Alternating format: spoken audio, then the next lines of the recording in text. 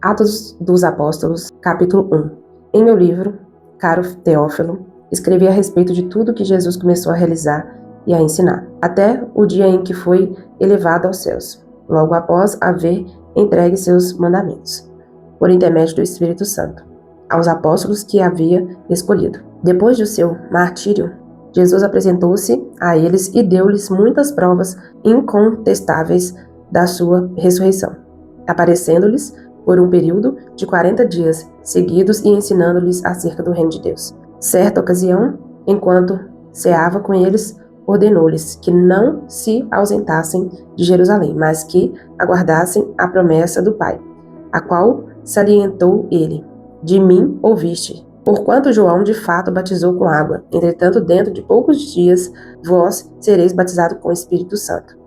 A ascensão de Cristo. Então os que se haviam reunido lhe consultaram: Senhor, será este o tempo em que restaurarás o reino a Israel? Ele lhes afirmou: não vos compete saber as épocas ou as datas que o Pai estabeleceu por sua exclusiva autoridade. Contudo, recebereis poder quando o Espírito Santo descer sobre vós, e sereis minhas testemunhas, tanto em Jerusalém como em toda a Judeia e Samaria, e até os confins da terra. Tendo dito essas palavras, foi Jesus elevado às alturas enquanto eles o contemplavam, até que uma nuvem o encobriu da vista deles. E aconteceu que, estando eles com os olhos fixos no céu, enquanto ele subia, surgiram junto deles 2 homens vestidos de branco, e lhes comunicaram: homens galileus, por que estáis contemplando as alturas?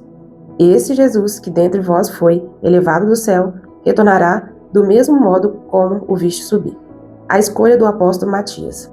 Então eles voltaram para Jerusalém, vindo do monte chamado das Oliveiras, que fica próximo a Jerusalém, a distância de cerca de 1 quilômetro. Assim que chegaram, subiram a um grande aposento onde se hospedavam. Estavam presentes Pedro e João, Tiago e André, Filipe e Tomé, Bartolomeu e Mateus, Tiago, filho de Alfeu, Simão, o Zelote e Judas, filho de Tiago. Todos esses perseveravam unânimes em oração, juntamente com as mulheres, com Maria, mãe de Jesus, e com os irmãos dele.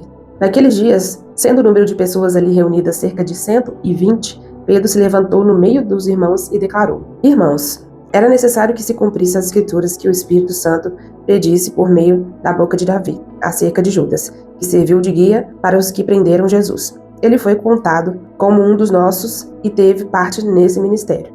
Com o pagamento que recebeu pelo seu pecado, Judas comprou um campo. Ali caiu de cabeça, seu corpo partiu-se ao meio, e as suas vísceras todas se derramaram.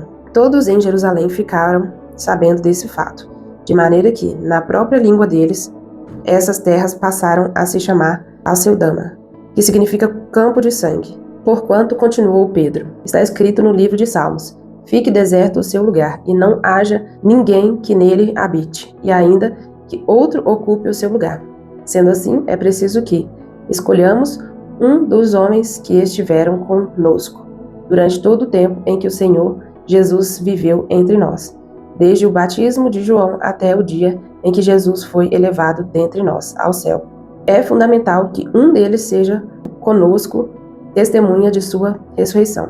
Então propuseram 2 nomes: José, chamado Barsabás, também conhecido como Justo, e Matias. E orando, afirmaram: Tu, Senhor, que conheces o coração de todas as pessoas, mostra-nos qual deles 2 homens tens escolhido para assumir a vaga nesse ministério e apostolado, no qual Judas se desviou, indo para o lugar que lhe era devido. Em seguida lançavam sortes quanto a eles, e a sorte caiu sobre Matias. Assim ele foi acrescentado aos 11 apóstolos. Olha, um fato bem interessante que eu vi no finalzinho aqui é que eles pediram direção para o Senhor. Eles não fizeram de qualquer forma, eles não colocaram alguém que eles estavam mais acostumados, mais íntimos, alguém que fosse do gosto deles, do agrado deles. Não. Eles perguntaram ao Senhor e tiraram sorte para saber a vontade do Senhor.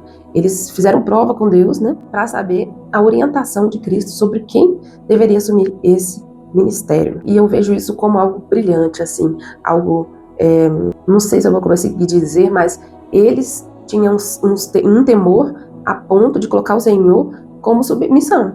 Ele era o cabeça da igreja, então ele que decide quem vai ficar e quem não vai ficar. Ele que tem que dar essa direção de quem é para assumir cada ministério. E lá para frente nós vamos ver que tudo era assim. Tudo eles perguntam ao Senhor o que ele deseja, ao Espírito Santo, qual é a direção, aonde eles devem ir. Então, havia esse temor, havia essa submissão a Cristo, para que ele seja o Deus que direcionasse, não a vontade deles. E isso é muito falho em nossos dias, principalmente nas igrejas. Você vê muitas pessoas assumindo ministérios, serviços e para várias funções. E não há direção de Deus. Há uma escolha do homem, há uma vontade do homem de ser feita e pronto, acabou. Eles não buscam direção do Senhor, eles não buscam uma aprovação do Senhor, só decidem e fazem a sua vontade. Isso não é correto. Nós vemos que, biblicamente, não é assim que deveria ser. E não é só na igreja, nas nossas vidas, em nosso contexto, né? Também como igreja, nós precisamos buscar a direção do Senhor, até mesmo para servir ao Senhor.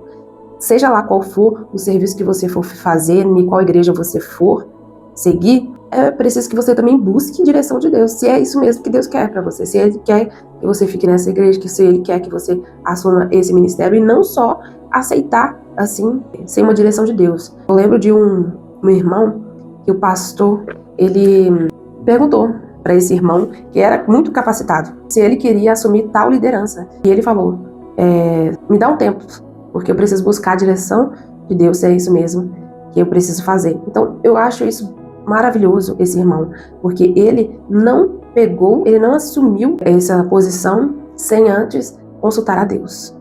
E que bom seria se tivéssemos mais cristãos dessa forma. Cristãos que não assumem as coisas só porque o homem pediu, ou só porque o homem falou. Ó, pra você ver, nesse contexto, o pastor, que é uma autoridade muito importante na igreja, pediu para ele, mas ele, ao invés de fazer a vontade do pastor, ele queria saber primeiro a vontade do Senhor.